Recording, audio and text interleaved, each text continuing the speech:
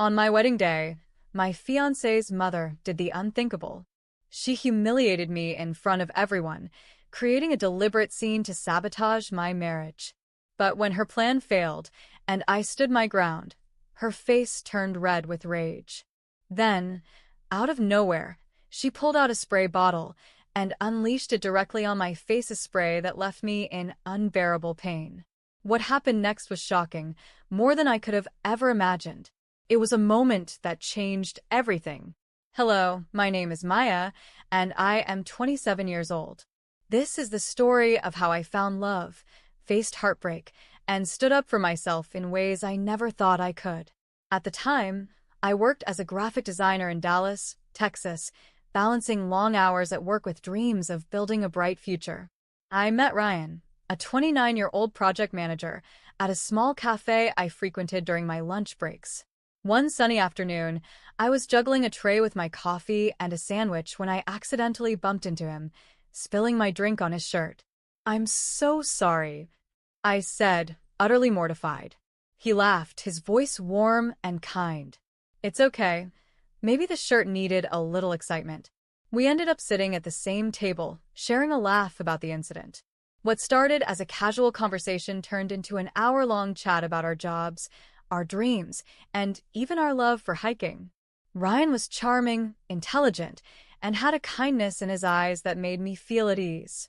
After that day, Ryan kept returning to the cafe at the same time, hoping to run into me again.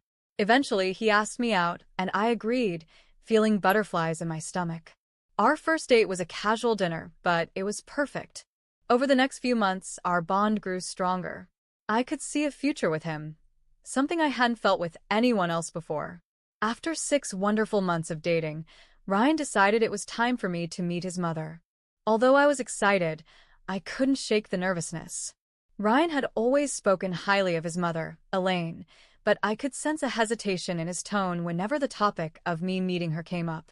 The day finally arrived, and we drove to her house in a quiet, upscale neighborhood in Houston, Texas. As we pulled up to the driveway, I took a deep breath, smoothing my dress and mentally preparing myself. Elaine greeted us at the door, her sharp, discerning eyes scanning me from head to toe. She was an elegant woman in her mid-50s, with perfectly styled hair and a demeanor that exuded authority. Her polite smile didn't quite reach her eyes. "So you're Maya," she said, her voice cool and measured. "Ryan's mentioned you briefly." I smiled nervously and extended my hand. "It's nice to meet you, Mrs. Carter." Her handshake was firm but distant. "Please call me Elaine." The rest of the visit was a delicate balancing act. Elaine asked me several pointed questions about my job and my family, each one laced with subtle judgment.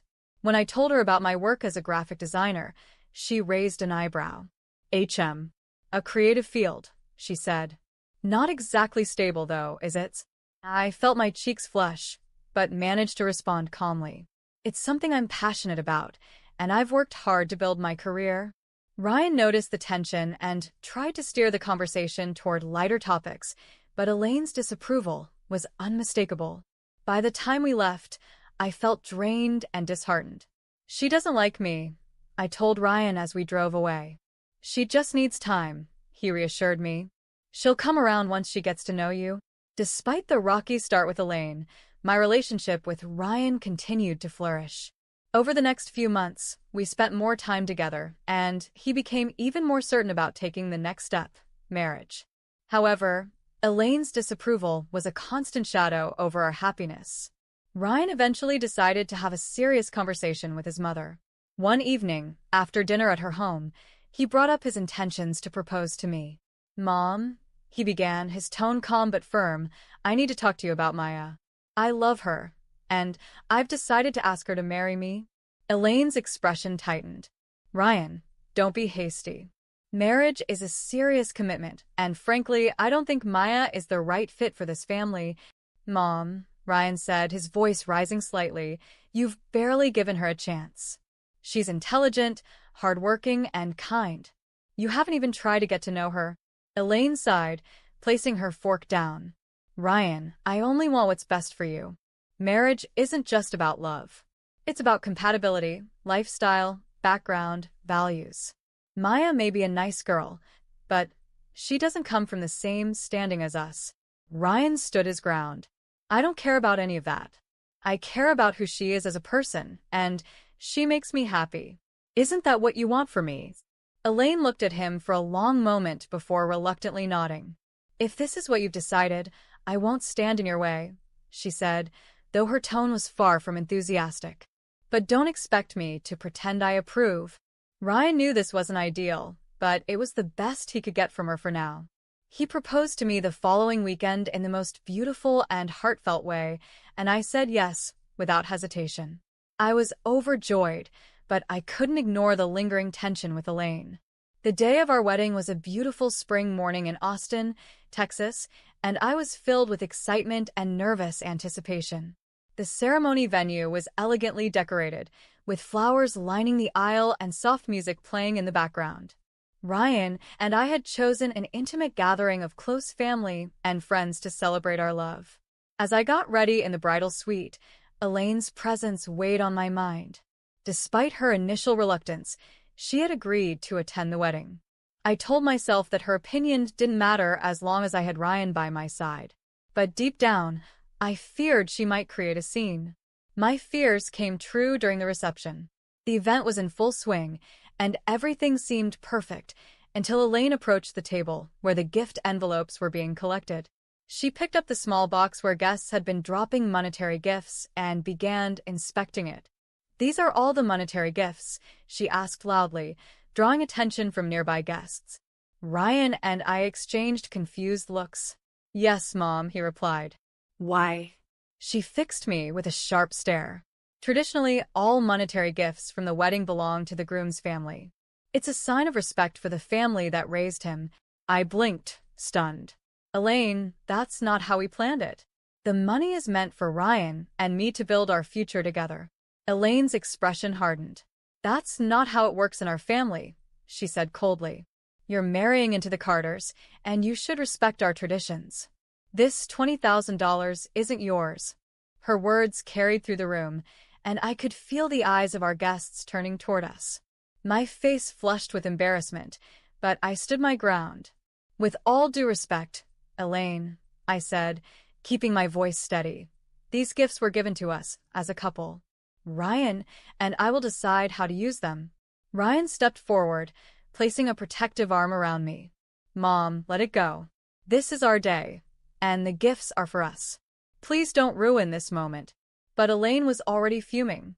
Her face contorted with anger as she reached into her bag and pulled out a small spray bottle.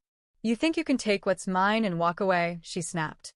Before anyone could react, she sprayed the substance directly on my face. A sharp burning sensation spread across my cheeks and eyes. I stumbled backward, gasping in pain as my skin turned red and swollen. Tears streamed down my face as I cried out, the burning becoming unbearable. Ryan caught me before I could fall. "Maya," he shouted, panic and fury in his voice. "What the hell is wrong with you, Mom?" Elaine stood frozen, the spray bottle still in her hand, as gasps and murmurs filled the room. Guests rushed forward to help, but Ryan was already guiding me toward the exit. "This isn't over," Ryan said to his mother, his voice cold with anger. "You'll pay for this." Ryan rushed me to the nearest hospital, my face still burning from the spray. Tears streamed down my cheeks, and the swelling made it difficult to see clearly. I clung to his arm, my heart pounding from pain and shock.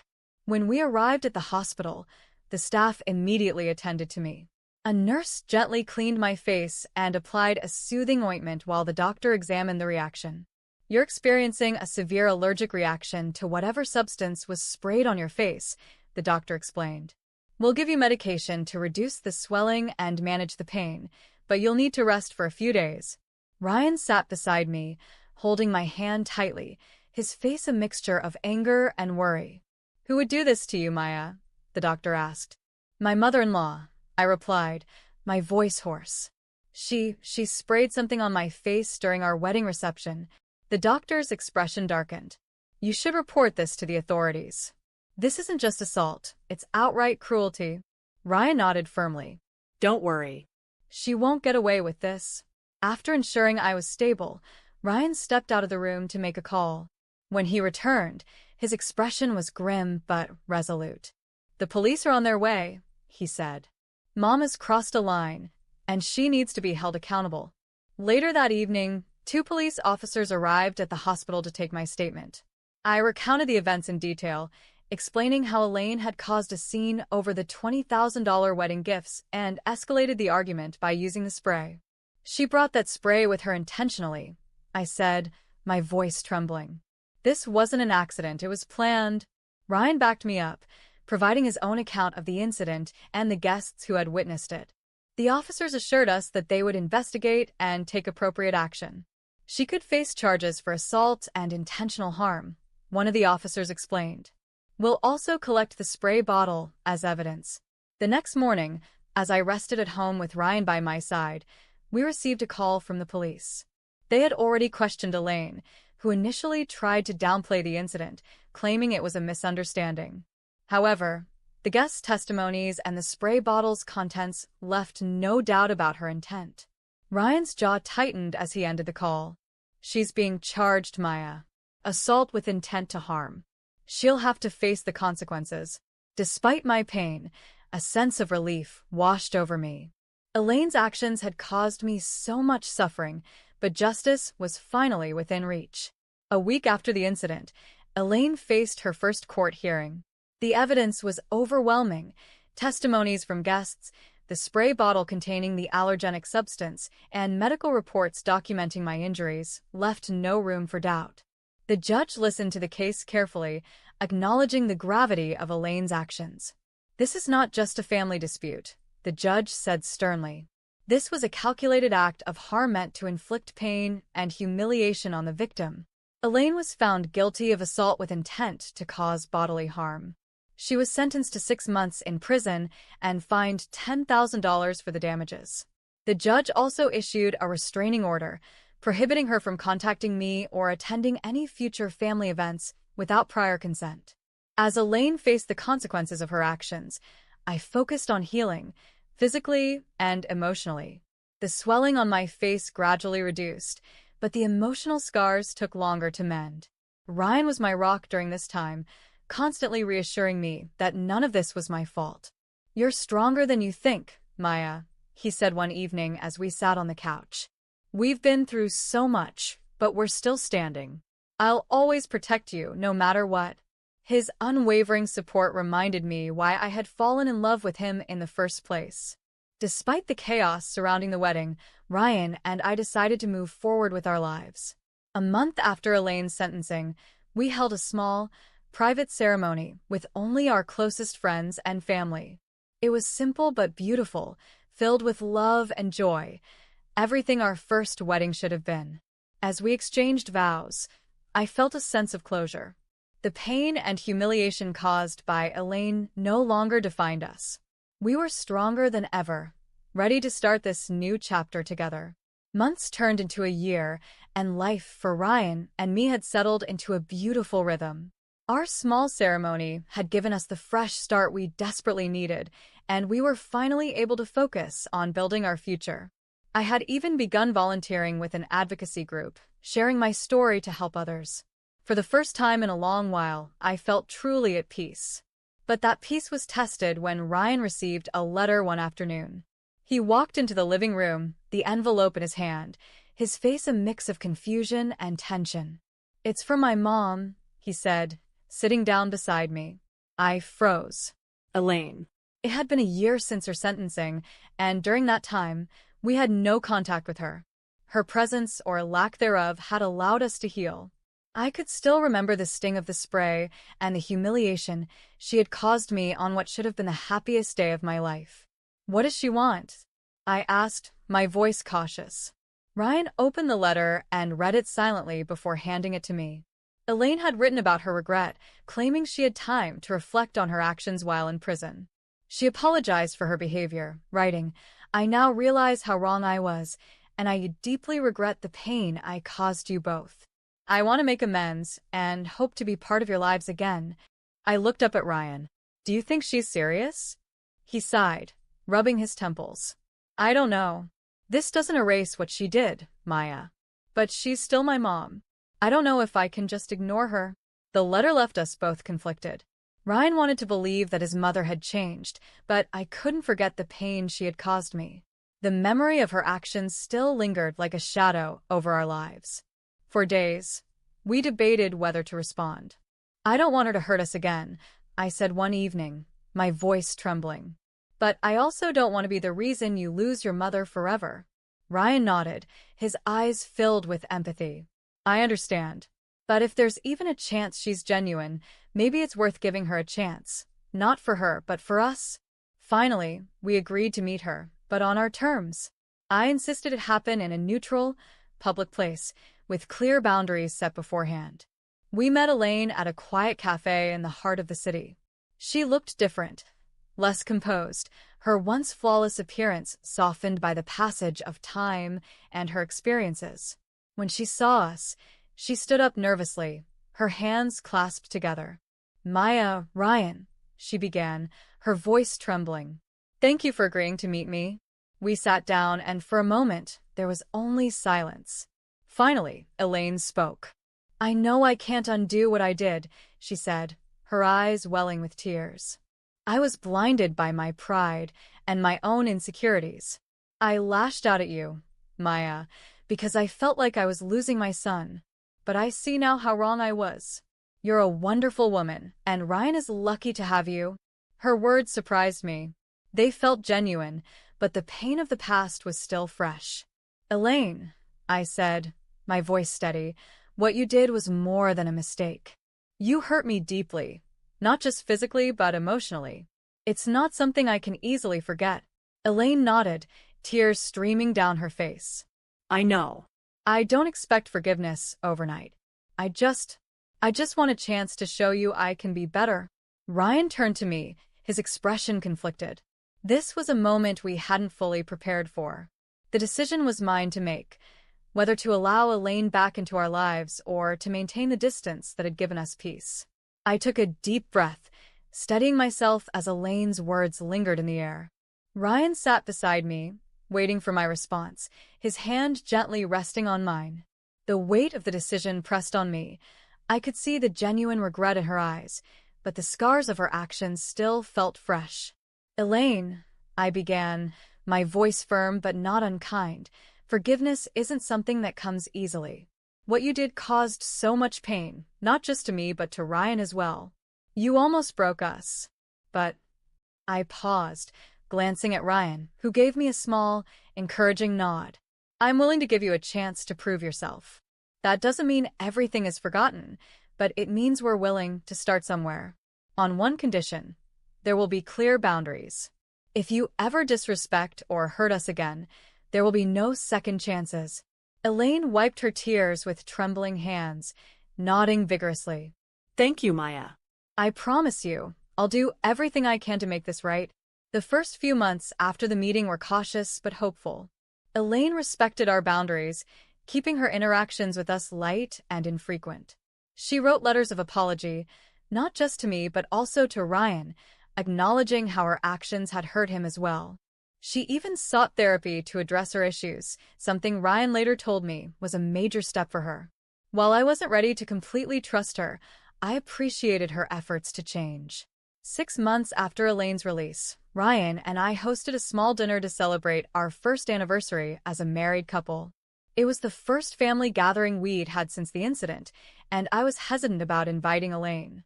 But Ryan assured me she'd been on her best behavior and genuinely wanted to celebrate with us.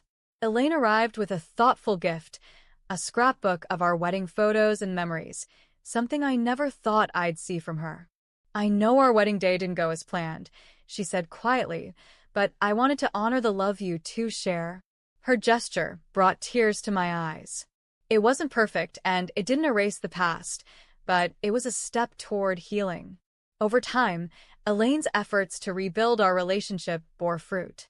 While I remained cautious, I began to see glimpses of a different side of her, a woman who was trying to learn from her mistakes and mend the bonds she had almost destroyed. It wasn't a perfect fairy tale ending, but it was a beginning. Ryan and I continued to grow in our love and partnership. The hardships we faced only strengthened our resolve to build a life rooted in respect and kindness. Together, we learned that forgiveness doesn't mean forgetting, but finding a way to move forward without letting the past define us. Elaine's reconciliation wasn't easy, but it taught me that sometimes, even the deepest wounds can heal with time, effort, and boundaries. As Ryan and I looked ahead to our future, we knew we had built something unshakable, a life filled with love, trust, and the resilience to face anything together. Thank you for reading this story. It's a journey of love, resilience, and forgiveness, showing that even in the darkest moments, there's a chance for healing and new beginnings. If you enjoyed this story, don't forget to like this video to show your support. We'd love to hear your thoughts. Share your feelings, feedback, or similar experiences in the comments section below. Your input means so much to us. And don't forget to subscribe to our channel for more stories like this, filled with drama, lessons, and inspiration. Hit the notification bell so you never miss an update. Thank you for being part of our community.